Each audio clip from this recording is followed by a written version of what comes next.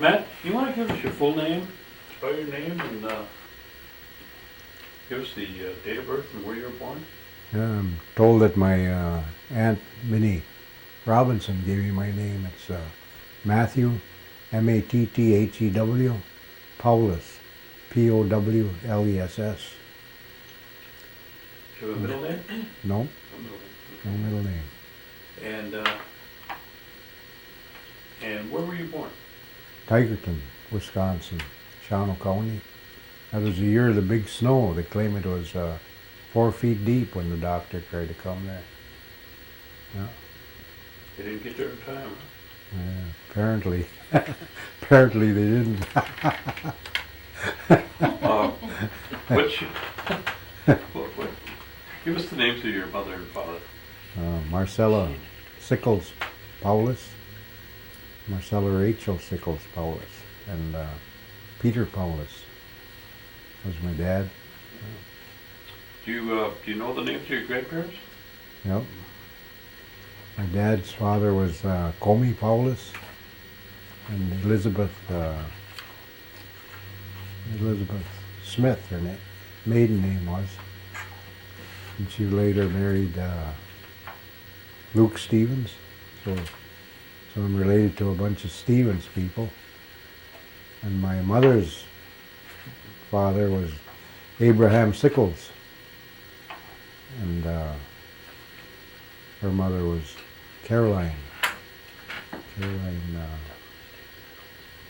Can't think of what her maiden name was right now. Okay, we can come back to that if it comes to you. No, wait, is he related then to that other gal that was in today? Because she had a sickles, Julie Barton, are you related to her? I don't know. Julie Barton had, I don't think so. her dad was Francis Mabel Sickles, No, I don't and think his so. father was Albert Sickles from New York, Oneidas.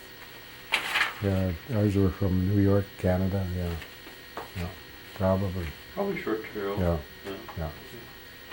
All right, do you remember anything about your grandparents? Did you know them? Yes, I knew them. All right, let's start with your dad's side, your grandmother and grandfather. Tell me,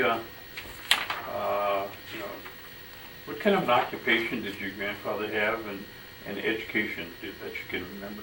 Oh, I don't know much about my dad's father. Okay. And he was a laborer that I know of. Suppose he worked in the woods, I imagine, like most of them. Most of them did at that time. Was that here or up north? Up north. Up north. Yeah. Around Tigerton? Around Tigerton and Bowler, around there. All right. And then he worked in the lumber mills, I know that too. Yeah. And your grandmother, do you remember her? My grandmother, yes, very well, very well. I remember her very well. She lived around Oneida most of the time that I know of, so that I can recollect, But she married Luke Stevens, You probably know Luke. Knew Luke, yeah, the old Luke. And we used to come visit them quite a bit, I know. I remember that. Oh, Did both your grandparents speak Oneida? yes, yeah. And did they ever talk about their education? No, not that I ever heard of. No. Were they involved in any tribal politics or governmental structure that you know of? Not that I know of. Okay. And I'd like to add here that the person I really called Grandpa too was Jake J. Smith. And he was my grandmother's brother. Okay. Seems. Can you tell me some stories about that? Seems to ring a bell. Oh yes, he used to tell us stories about when he came to Wisconsin from New York when he was just little in the wagon. And he remembers the big trees that were here. And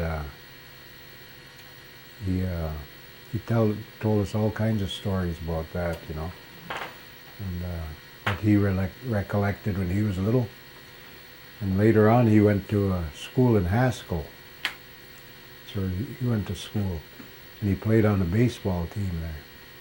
And he'd tell us stories about different teams they played. They played against some black teams, and they played against some white teams there from Kansas City.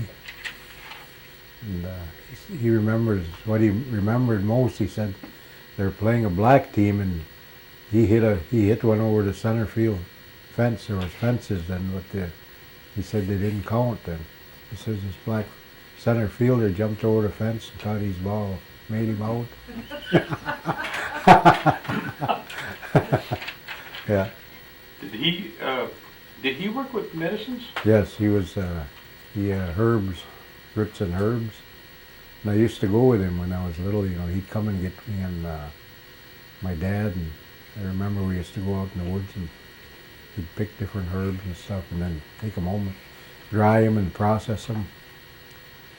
And he was thrown in jail once because he used to compound that medicine, make it up into liquid form and sell it. And he didn't have any patent on it, so they took him to jail for a while.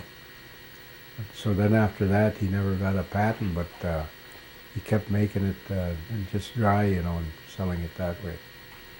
He used to have a route, didn't he? Yeah, he used to go to Manitowoc and Milwaukee, up to Marinette, Menominee, Michigan. Yeah. Did you know Bill Cornelius? Yep. From Aaron, his brother? Yep. Okay. Big Irons. Yep. They used to talk about him, Mm-hmm. and they said that they traveled with him a few times Yep. when he went on his route. Yeah, I knew them very well. Yeah. And Bill Cornelius used to work in the woods with my dad. Yeah. Yeah. And they were really knowledgeable about medicines and Yeah. different things that you could do with that. Yeah. Now you said you traveled with Jake. Jake. Yep. Did you have the opportunity to go out and gather Yeah, we went out. I used to medicine help and him things like that? when I was young yet. You know. Do you still practice any of that? I don't. No, I don't. I should, but I don't. No. But could you find them if you had to go out and look for them? I believe so. Yep. I believe so. Yeah. Okay. When I'm in the woods, I look around for different things, you know, and I see where they are, you know, and like he said, they move, you know. The medicines move. Well, they tell me that there's a medicine that they would use for headaches. Do you recollect anything like that? Well, I would say mostly wintergreen, what I recall. And they talked about a certain way that you scrape the bark. Oh yeah, sometimes the inner bark, the outer bark, you know.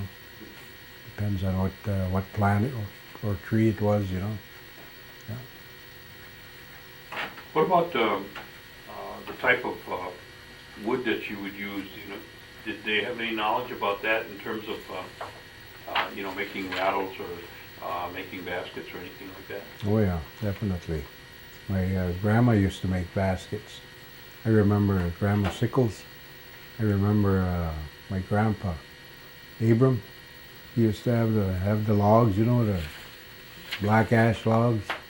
He'd be out there, you know, and they have a little X in the ground, you know, couple poles in the ground. He'd lay that log on there so it was slanted. And he'd be up there pounding with his axe, you know, get them splints off. Well, how long would the log be, and how big around would they usually work on? I'd say about 6 feet long, probably 10 inches, 10-inch diameter. And when they beat it, what would happen? Well, the bark would come off first, you know, but then they'd beat it and it'd make little score marks on the side, how wide they wanted it. And then you could see the strips start peeling up, you know, so that they loosened up, and then he'd just pull them for a ways and beat them again, pull them, beat them. What would happen after they stripped it then? What's the next process? Well, I used to see him scraping it, you know, he'd scrape the pieces, then he'd hang them up to dry. Yeah, And that would be pretty much what the men would do. yeah, yeah. And then from that process, the women would usually take them, Hmm. and your grandma would make them. Huh? My grandma, yeah. Okay, what's the difference between the black ash and the white ash? what would you, did they use a certain kind for a certain kind of basket? No, I'd say they used mostly black ash, because I'd say it probably worked a little easier, you know. But for a big heavy basket, they used white ash, because that was a lot stronger, I think. And the rose rings are usually thicker. I don't know why, you know. And where would they use oak or hickory for something? Not that I know of. Not that I know of. Okay. But they probably did. Did you ever see them make an elm rattle? Elm, yeah. Bark? Yep, with the bark. And they also used the slippery elm for the inside for medicine too. What kind of medicine would that give you? Cure for that would be? That would be for bruises and things like that. If you had bad joints, they'd put that on there. Make like a poultice. What about colds? Colds. What kind of medicine would you use for cold? And there's all kinds of medicine what they use for cold. Like that white lace that grows around here, you know. What they call it, Queen's lace. Anyway, they use that, and they used sweet flag, princess pine, a lot of different things they use for colds. Depends on how hard you coughed. What would be the process? Did they dry it and then? Pick them, dry them, pound them up, or cut them, you know, dice them up. And then usually make a tea out of it? Okay. Yeah. Okay. Now, is there a certain time that you do this? Yep. Certain times for different plants, you know, whenever you figure that the strength is the most in the part that you're going to use. If you use the leaves, you know, you pick them when they're at their fullest. For the roots, when all the strength goes back down into the roots. Yeah. Golden thread too they use, you know. That's different than golden seal, what you see, you know. What about the bark when you strip? What's a good time and not a good time for the tree?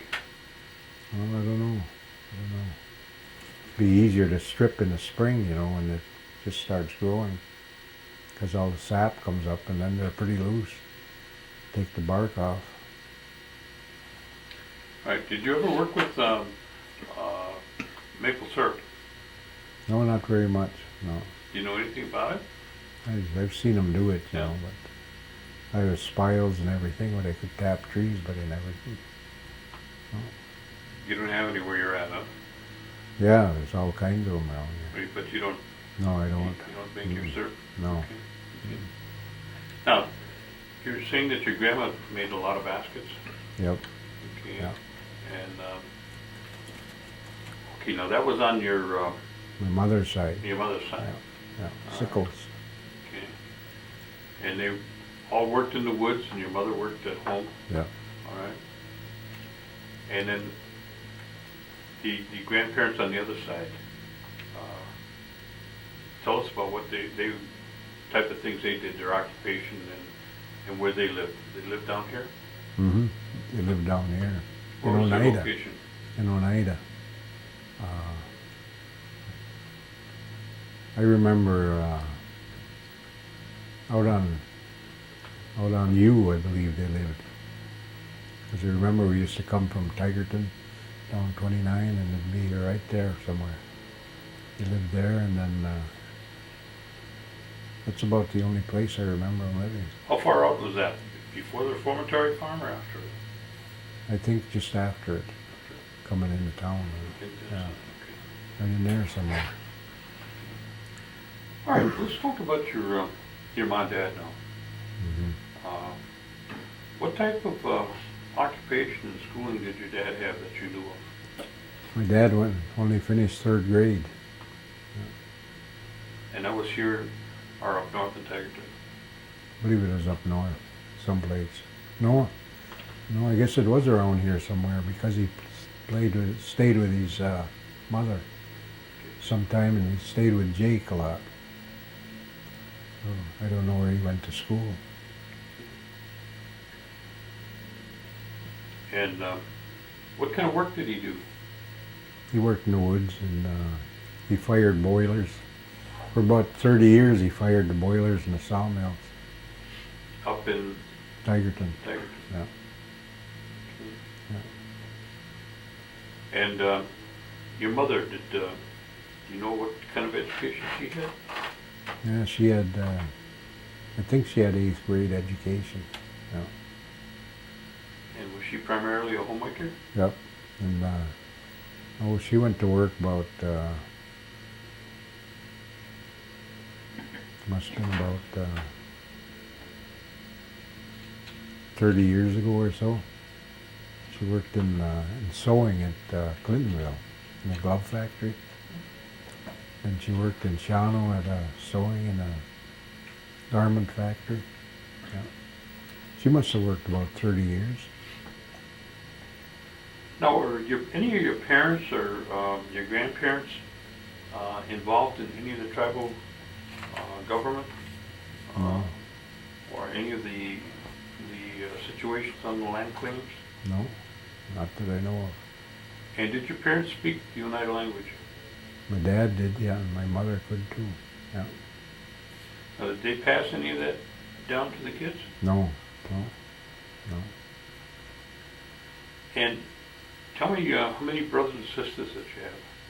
I had one brother and 2 sisters. Now I just have 1 sister left. And what's their names? It was Iris, and then Kenneth, and Sharon. And where are you in the order? I'm the oldest. You're the oldest? Yeah. Okay. Then there was Kenneth. He's passed away. And then there's Iris. She passed away. And then there's Sharon yet. Oldest and the youngest were left. And where's Sharon at right now? She's stays with my mother over here at apartments. Okay. She works for the casino. Oh. Yeah. Yeah. All right. Where do you remember? You remember when you were growing up up north? Is that you know when you were young? Was the first place that you remember? Mm-hmm. Yeah. Yeah, I remember we lived along the river. I remember that, playing in the river. That was towards Wittenberg by Shepley. I remember that place, and I remember living out in Morris. I remember living in Tigerton. And I was going to ask you too about how the Indians got moved all over, you know. In your research, did you run your WPA research? Did you run across why the Oneidas migrated up north? Well, now we're reversing this interview, but the big thing that I found is it was primarily employment. Mm-hmm. They were looking for work. Yeah. And there would be a group of them that would, you know, move up there, and then there was a certain group that seemed to have a tendency to stay there. Mm-hmm. And then other ones would go up and come back. Mm-hmm. And pretty soon they almost had little villages of, Yeah. you know, collection of Oneidas. Yeah. But it was looking for work, you know, and that's where they found it. Mm-hmm. And some were more skilled in you know, in the woods work than others. Yeah. And that's what I found about, you know, some of the places up in there. Yeah. Well, the Oneidas were known for their working in the woods, you know, their skill and everything. And see, Tigerton, they had the mill had built 7 houses right between the railroad tracks and the river there. And that's where all the Indians were living in there, the Oneidas. And I was doing some research here a few years ago at the newspaper office in Shawano. And it said in there that the Menominees hired 35 families of Oneidas and moved them up there to work in the woods in the sawmill. So it was back in, must have been, I forget, early 1900s something. Well, I've heard that there's quite a few Oneidas working up in the open, and you know, machine up in that area that are, they're still up there, Yep. working in the mills, you know. Yeah. They've been there for, like you said, quite a few years. Yeah. Now, you remember starting to grow up, you know, when you started to grow up there? Mhm. Where did you start school? Tigerton. And what was the Tigerton. name of the school? Tigerton Grade School. And about how big was that school? Oh. I don't know. I think there's about 800 people in Tigerton population. That's a pretty nice school. I think there was about, I try to remember, probably maybe 20 kids in the class. I went there until the 4th grade, then we moved to Wisconsin Rapids. My dad got a job on the cranberry marsh there for a few years. And so there was mostly Winnebagos over there. Went to a little school out there. That's when I first found out what Indians really were, you know, because living all around all these Wasloons there at Tigerton, you know. But then when I got over there by the Winnebagos, then I found out what the Indian really was about, you know. And I really liked that, you know. That was very interesting. How long did you stay around that area? About 6 years, I think, 6 or 7 years. Because when I was a freshman, we moved back to Tigerton. Did you work in the marshes? Yes, I did. I started working when I was about 11 years old for wages, you know. And I'd clean ditches, you know, and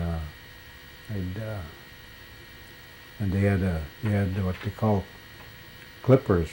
They cut the bogs, the grass out of the bogs, and the clipper was made out of about 6 lawnmower blades, and they had an outboard motor sitting right in the middle of these 2 boards. What they had, it had the blades spaced out, you know, and then the motor in the middle here, then 3 more blades, and a man on each end carried them back and forth, cutting the grass, keeping it clipped low to the vines. But I did that, and How deep was that water? well, they didn't have water. See, they can flood them. They can Oh. flood them or drain them. Uh-huh. And at this time, they kept them drained. The only time they flooded the sections was when they were going to rake, or when it was going to have a freeze. Yeah, it's the only time they flooded them. Yeah. And how many years did you work there? Oh, we worked. I started when I was about 11, and like I say, went to probably 2-3 years. Anyway, my freshman year, I went to Wisconsin Rapids for a while, played football on freshman team. Then we moved back to Tigerton in midwinter. Yeah. Now, Yeah. what were some of your responsibilities at home? And you know, on a typical day, what were your chores? Carry the wood in and split the wood, carry it in, carry in the water. Yeah. Now, at that time, they didn't have all these chainsaws that they got today. No, What did you use? we used a crosscutter or a Swede saw, you know, usually a Swede saw. Yeah. And did you have horses? No. No. No. Just by hand? Yeah. Excuse me. And, Hello? what, did you finish school then up in Tigerton? Mm-hmm. Yeah. And what did you do then?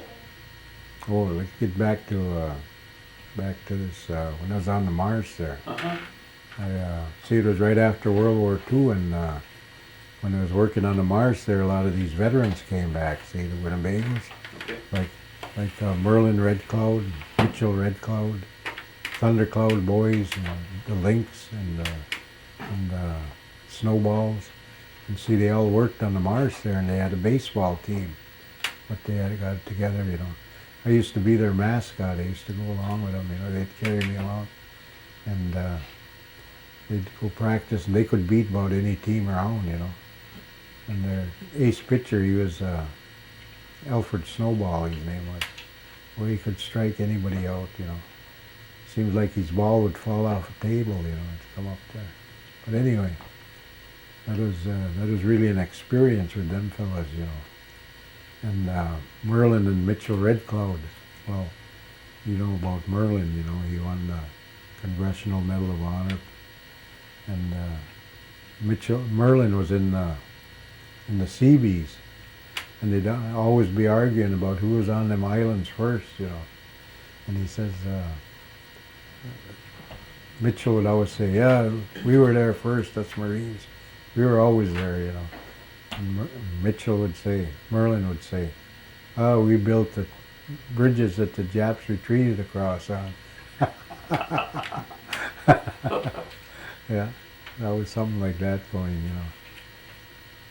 know. Did you ever go up to the cherry orchard? Oh yeah, yeah.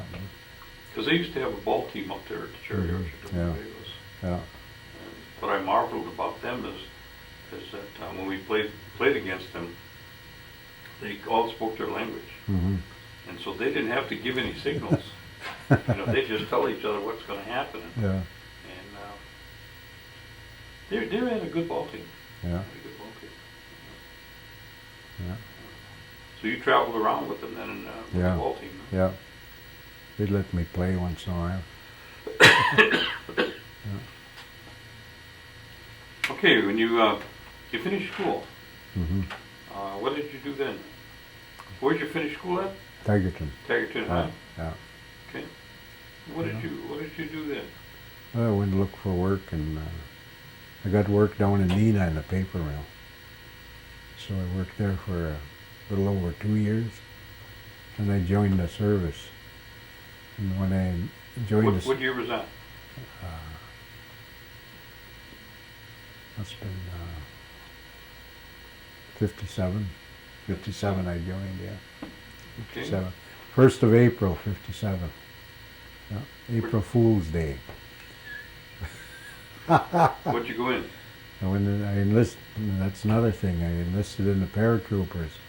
And I didn't enlist for any school or any training or nothing. I just enlisted for the paratroopers, and that's what I got. April Fool's Day. Yeah. And then I went to Fort Leonard Wood, and from there they sent me to Fort Carson for basic, Colorado. Got done there, and they sent me to Fort Bragg, North Carolina. There I got my airborne training. Yeah. Was on the 82nd boxing team there. Because I did a lot of boxing at Wisconsin Rapids when I was in grade school. Well, Yeah. Yeah, the Winnebagos were active in everything out there. But then I was on the 82nd boxing team, then I was at Fort Bragg almost 2 years, and they sent me to Germany. See, we had 40 guys out of our platoon. I was in the Commo company, you know, and they sent us to train with the Special Forces. They were at Smoke Bomb Hill there in Fort Bragg. And we trained with them for about 2 months, and they sent us back to the company, and they split us all up. They sent a bunch to the Far East, sent some to Alaska, and 2 of us they sent to Germany. Well, you asked who went to Germany with me. It was my partner. His name was Harold D. Brokeshoulder. He was an Apache from Oklahoma. Yeah. We went together over there. Yeah. And they didn't split the pairs up, you know. But anyway, got over there, and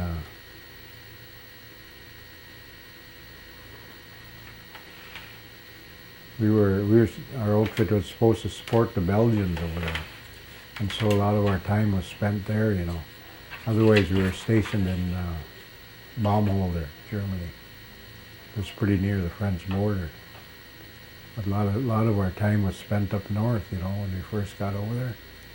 And then I got on the boxing team over there. And so then on the boxing team, I took the championship over there for all service boxing. Yeah. What weight did you fight at there? 139. light welter.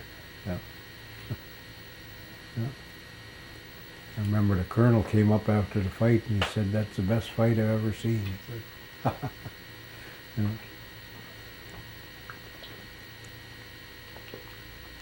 But then after that, yeah, like I said, we were supposed to support the Belgians, and we had a lot of relations with them. You know, we went to meet them and everything, and backed all their maneuvers. You know, yeah. We'd go in security areas for them, and then they'd come in, do what they had to do. You know, and then we'd go back to our outfit. You know. Yeah. Which one had the best beer, the Belgians or the Germans? I'd say the Belgians. Oh, yeah? Yeah. Wow. This one time, I remember this one time we were supposed to go up by Siegen, and we jumped them out of them L19s, I think they call them. Held about 6 guys. We jumped in and it was foggy, you know. And we came down and we could see we were by some lakes. And we see there's fires around them lakes. And so we got down, pitched our tents, and we got all secured, you know, and went over by them lakes. And the Belgians, we call them Belgians, they're over there fishing, you know. Fishing away, you know, and they had a bunch of fish laying there, looked like bass, you know. So I went over and asked them if we could have some bass, you know. Yeah, they said, they give us some, you know. So I scooped some mud out of the lake there. There's that red mud, you know. Packed it on them fish and threw them in the fire there. They were looking like that, you know. About 20 minutes, I pulled them out of there, you know. Cracked them off, you know. Never cleaned them or scaled them or nothing. Cracked the mud off, you know, and start stripping them and eating it, you know. Because all the scales stayed in the mud anyway, you know. Pretty soon they start digging them out, you know, and they start eating them too, you know. Oh, you could hear them chatter. Then pretty soon they start packing all their fish in the mud and throwing them in the fire. And then the wine flowed then, you know. And then we went back to our camp, you know. And I don't know what time it was anyway. I could hear them all jabbering outside the tent, you know. I had to go out, go over by the lake again. Yeah. Taught them how to cook fish, huh? Yeah, how to cook fish. Yeah. Yeah, that was a lot of fun there. They took us all around, you know, showed us different castles, what was in their territory, and different places, all that stuff. Yeah, that was interesting. And one used to write to me too, even when I got out. Probably about 20 years ago, he quit writing. Maybe he died, I don't know. Maybe. Yeah. Did you ever keep contact with the Apache? He died too. Oh, he did? Yeah, he did about 3 years ago. No. Yeah.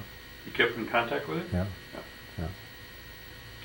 Well, you two guys must have been pretty inseparable after that length of time then. Yeah, we were Pretty just close. like that, yeah. Yeah. We knew where each one could shoot, you know. Yeah. Well, don't they train them as a team anyway? Yep. Yeah. One's a spotter and one's Yep. a shooter, right? Yep. One's a spotter. Yep. Yeah, and when we got over there, we didn't use the 50 caliber no more. We used I think of the Heckler and Glock, the German sniper rifle. Is that a better one? Boy, that was better, yeah. Lighter too. Then he had about, I think it was 5 rounds. How far could you be accurate? 2,000 yards. 2,000 yards. Mm-hmm. Yeah. 1,000 yards was minor. Hit your deer pretty good that way, huh? Yeah. Yeah. Now you're over in Germany. You finished your tour there then? Mm-hmm. Yeah. Then they sent us back, and by ship we came back, and we hit a storm about 2 days out. Man, that was really a storm, you know. And when we got off, we're getting off the ship in the harbor in New York. The wind was blowing something fierce, you know, and he jumped inside one of them compartments up on deck, and you'd see that they had I-beams, about 6-inch I-beams. They were bent right back in about a foot and a half, you know. And they said, asked some sailors what happened. They said, "Oh, the waves did that." Yeah, that was some storm. That's scary. Yeah. You're glad you're in the Army then, huh? Yeah. Glad I didn't have to go back across. Then what you do after you leave New York? Went to Fort Dix.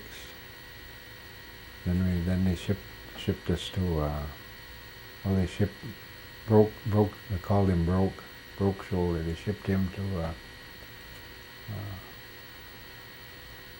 there's that place in Oklahoma, close to where he lived anyway. Fort Sill. Oh, okay. Get discharged there, and they sent me to Fort Sheridan.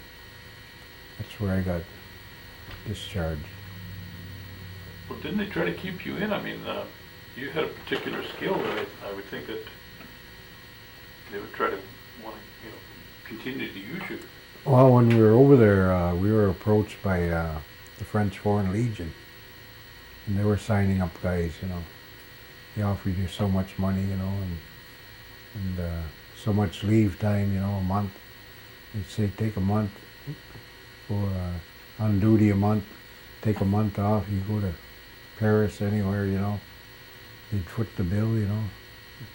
And Broke looked at each other and said, "Yeah, they'll foot the bill all right if you make it there." We didn't have any inclination to do that. But they were recruiting guys, you know, our guys. So were they recruiting you when you finished your tour? Mm-hmm. Yeah. But you didn't want to stay in? No, we didn't. Did both of you get out at the same Yep. time then? Yep. Yeah, we both got out. And then where did you go? About how old were you at this time when you got out of the service? 25, I think. You're 25? Yeah, 25. Were you still single? Oh yeah, yeah. Yeah, still single. Yeah. Yeah, the only person who wrote to me was my mother when I was in service. Yeah. But anyway, where did I go then?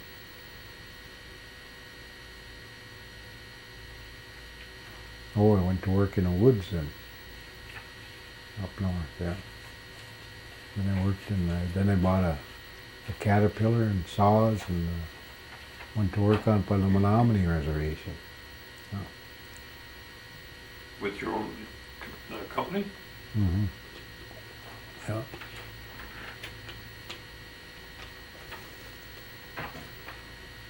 And how long were you doing that then?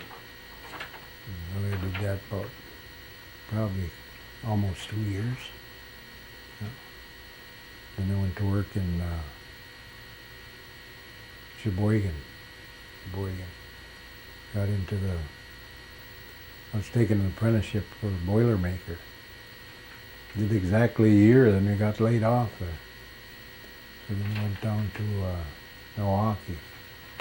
Worked in the different shops down there, welding, you know, stuff like that. Worked at Caterpillar, A.O. Smith, all them places, you know. Then I finally got into millwrights. I was doing that for a number of years, till I retired. In Milwaukee? Oh, no, Milwaukee, and then I moved down to Rock Island, Oh. yeah, Davenport. Yeah. Where did you meet your wife?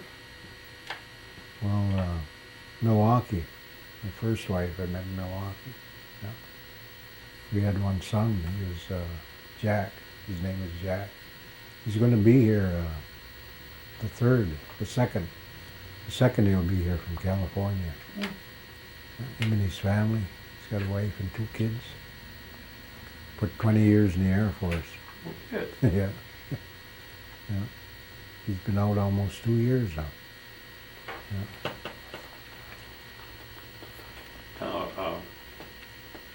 And that's where you're in Milwaukee when you met Yeah. your first wife? Yeah. Yeah. And did you stay down there with her? Or? Yeah, for a while. Yeah. Then we ran out of work down there, and they came back up here again, back in the woods again. Was she Oneida?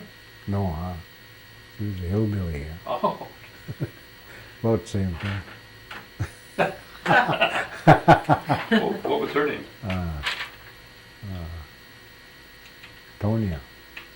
Antonia. Yeah. And where was she from? She's from. What hill was she from? One of the hills. She was from New Albany, Indiana. Oh, Indiana. Yeah.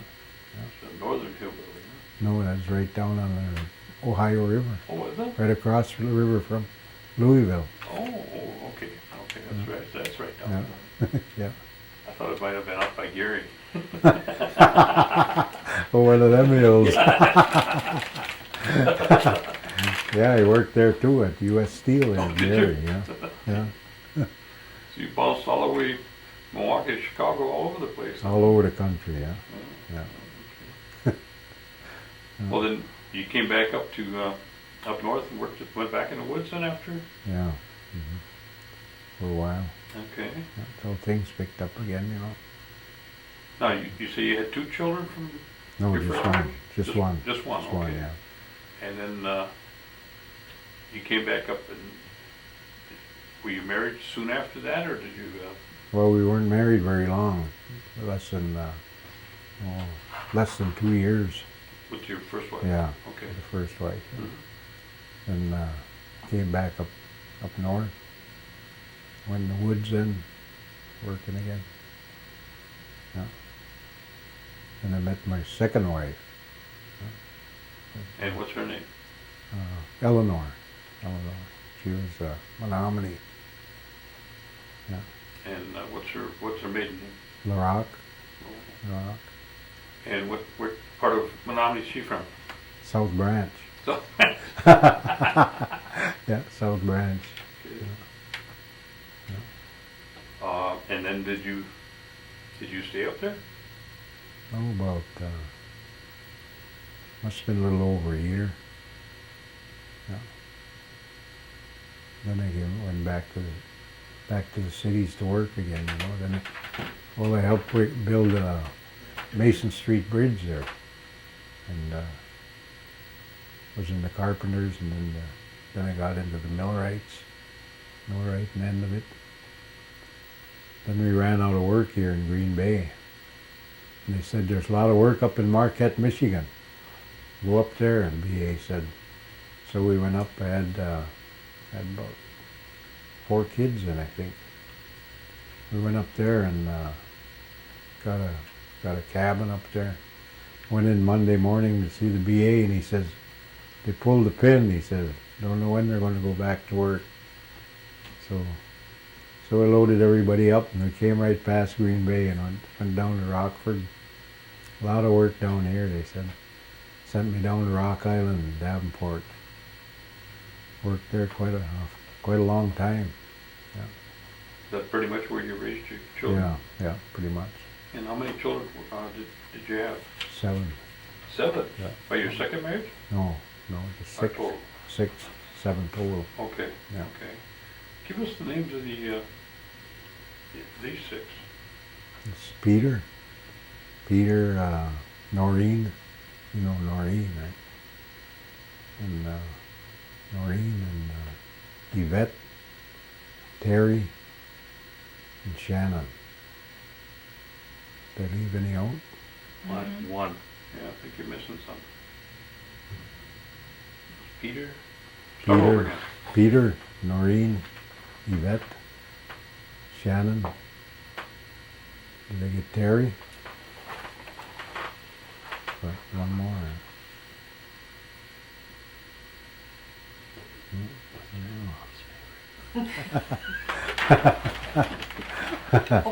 Hoping not watching. Matthew. Matthew. Oh man, Yeah. how can you forget that one? Yeah, the youngest one. Matthew Junior.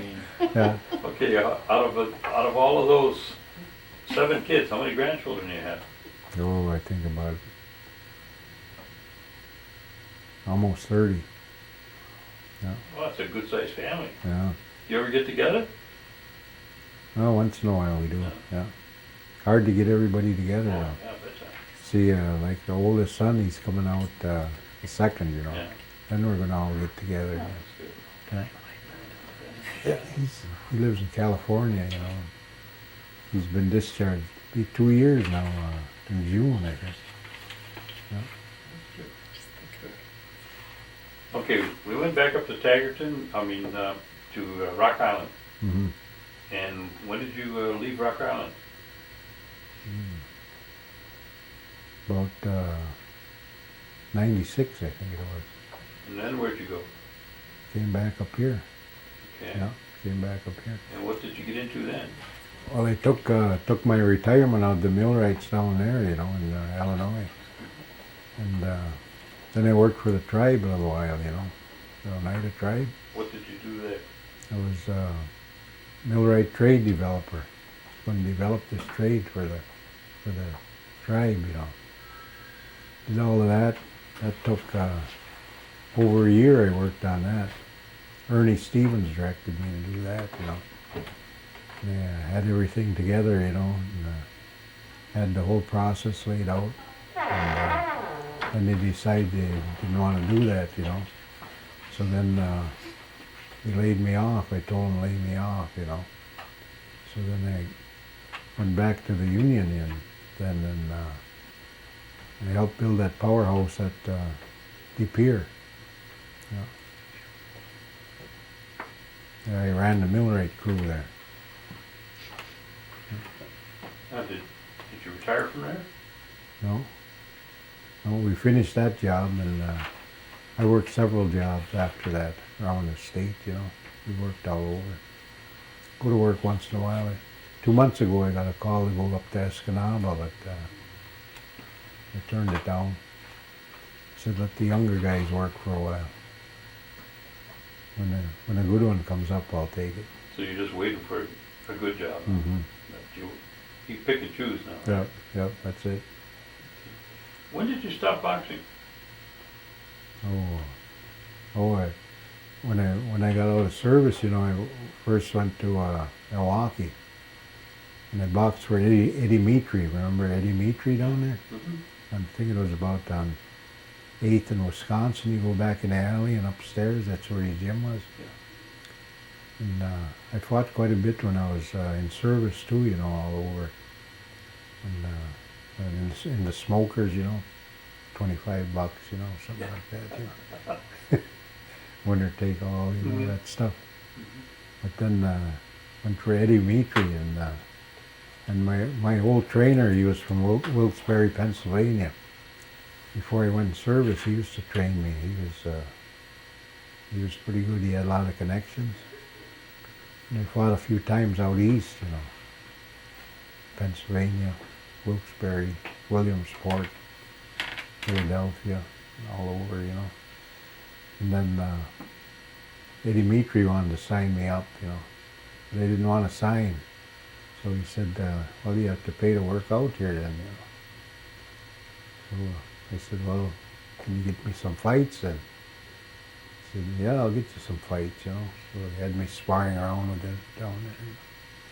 He got me a couple of fights, you know, and then had one at, just fight a lot at Southside Armory. And down to the Marigold Gardens in Chicago. And finally I had enough, you know. Got married then, you know. I didn't have time to work out no more. Had to keep working. But did you do any coaching for? Well, yeah, that's right, I did. Yeah, in the 60s here. Coach, I and Harold King. Remember Harold? We started that team. In the parish hall basement, remember that? Yeah. Okay. Yeah. Yeah, we went to see the father, you know, see if we could get in that basement. And he said, sure. So we did. We set it up. Yeah, we got a lot of good guys going then. Yeah. then I got out of it for a while, you know. And then when we moved back up here, I moved up to Stockbridge, and we got them going up there now. I and Norbert Miller, you know Norbert. Yeah, and I and him got them going up there at Stockbridge. We just got a new gym too. This is our first week in it. We got a new ring. We got a lot of bags and everything. Got the whole building. We repainted it. It used to be an old maintenance shop. See, they built themselves a new one, so they let us have the old one. Okay. Yeah. Painted it, fixed the floors. Is that very far from the golf course? Yeah, it's by headquarters, you know where the library and museum is? Yeah, okay. Right there. Okay. Yeah. Yeah. We got two pros, and one's doing good. He's 7-0-1, 5 knockouts. He's just been offered a fight in Philadelphia next month. What weight category is he? Middleweight. Middleweight? Yeah, super middleweight. Young guy yet? Yeah. Matt Putnam, his name is. And then we have a cruiserweight. He's 3-0 now. That's Joe Pecor. Then we got one state champion in the Golden Gloves 2 weeks ago. Wow, that's good. And we had one that last year at 132, and he lost his decision this year. Otherwise, he'd be champ again. The guy he fought was out of a gym in Milwaukee, and we figured that's why they gave him the nod. You You got know. the edge, yeah. But then we fought him the next week in Oshkosh, the same guy. Man, our man just tore him up, knocked him out in the second round. He was on Queer Street, man. Like that, you know, man, he was wobbling along the ropes. He didn't know where he was. Yeah, took care of that. Then we got a lot of little guys coming up. 8, 9 years old, 10 years old, yeah. Have you been involved in the, outside of that, any other sports or, tribal politics or anything like that? I get into tribal politics once in a while, you know, but nothing that I really concentrate on. Yeah. I like to dabble in the land claims, you know, and that. And we were supposed to go out to New York, you know, for the Stockbridge, you know. We've been out there a few times on those issues, you know. Do you get involved with the longhouse at all? I do. Every once in a while I do, yeah. And I can remember when they have their meetings, you know, and ceremonies. I like to go to the ceremonies there. When did you first become involved in that you can remember? In the longhouse? Oh, probably, when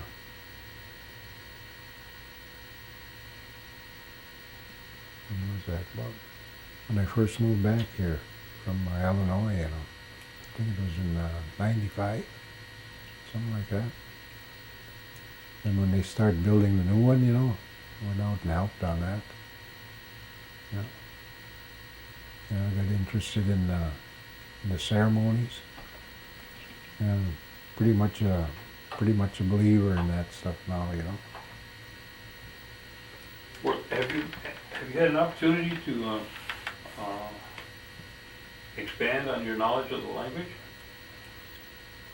Well, the opportunity is there, but I haven't taken advantage of it. No. Now, with all of your, your traveling, the things that you've seen, you've been away and you've come back numerous times. Mm-hmm. What kind of advice would you give to the kids that are coming behind us to help prepare, that you'd like to, help prepare them for, if they'll listen to you? Mm-hmm. And through this medium, maybe we'll have a chance to do that. What would you like to share? Well, let me tell you this. I just had a conversation yesterday morning with an elder, more elder than myself. You probably know him, Ot Quays from Stockbridge. He's 81, and he's very active in AA. And we were talking about his son.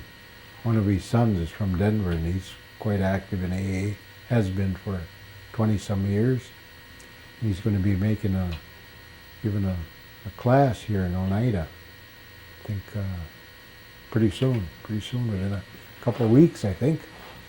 And anyway, he's going to have that, and I said, why don't he come back up here, and do something for the people here, because, the kids need it, and there's drugs and everything, And he said, well, I asked him about that, and he said, a person should never go back to where he came from, because they won't listen to you, he says, and look at the most perfect person there ever was, died on the cross, because these people put him on the cross. And I said, yeah, well, there's something to that. And I said, you know what I think? The reason I was always in boxing, I said, is because I believe that the authorities, whoever they may be, they won't do anything about this problem. They talk about it, say this and that, about the drug problem, the drinking, and nothing ever happens. It remains about the constant, the same.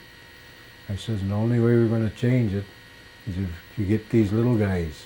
I says, we're getting them, the young people, the kids, I says, get them. I says, that's why we're lucky we got that gym. I said, we're putting up posters about we don't use drugs, no alcohol or anything like that allowed. And any good person don't use them. I says, and that's the only way this will happen. You'll get them little guys. I says, I remember that. I says, it happened at Oneida. I says, when we started that boxing team down there. I says, them guys went and confronted them people who were using the drugs. And they says, you don't do that here, And I says, that's the only way it's going to change. If them young people go out and tell their peers, we don't want that here. And it's not going to happen. Yeah. That's what I believe in. Yeah. Tape's done at this point if you want to. Okay, yeah, I think that's good. Yeah.